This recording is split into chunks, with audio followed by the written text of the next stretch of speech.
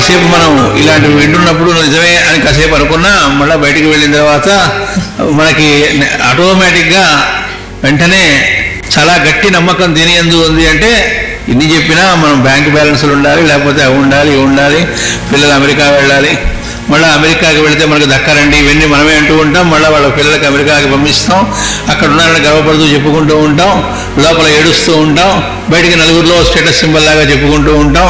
ఆ చెబుతూ ఉన్నప్పుడు మనది మోసపోతున్న జీవితం, మోసతో ఉన్నాము అని తెలిసి కూడా మళ్ళీ దానిలో ఉండడానికి ఇష్టపడుతూ ఉంటాం తప్ప దాని నుంచి బయటపడటానికి ఉండము. ఇదిట అన్నిటికంటే పెద్ద ట్రాజెడీ. ఏది నరకమో తెలిసి కూడా దానిలోనే ఉండడానికి ఇష్టపడుతూ ఉండడం అనేది చూడండి. ఇది చూసి వాళ్ళు జాలి పడుతూ ఉంటారట, అరే వీళ్ళు ఏమిటి అని.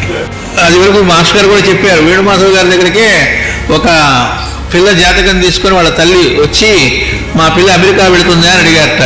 ఆ పిల్లకి రోజుల పిల్ల, ఇంకా నెల కూడా కాలే. అదేమిటి అంటే, మాకు మా ఆయనకి ఛాన్స్ మిస్ అయినాయి, 3 ఛాన్సులు ఏవో ఉంటాయట, మాకు రాలేదు ఆ వీసాలో ఏవో, కనీసం మా పిల్లన్నా అమెరికా వెళితే వాళ్ళతో పాటు మేము కూడా ఏదన్నా వెళ్ళటానికి.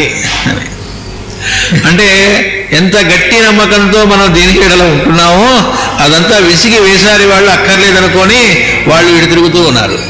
దాని యందు ఇష్టత, నమ్మకం, ఇది కదా నిజమైన జీవితం అనేటువంటి దానిలోకి వెళ్ళగలిగినప్పుడు దాన్నే బుద్ధిమంతుడు అంటున్నారు. అందువల్ల ఏంటంటే మొట్టమొదట అది మనకు నచ్చాలి. అందుకే మాస్టర్ గారు అంటారు, భగవంతుడు ఉన్నాడు అని నమ్మటం కాదు, నచ్చటం కావాలి అని.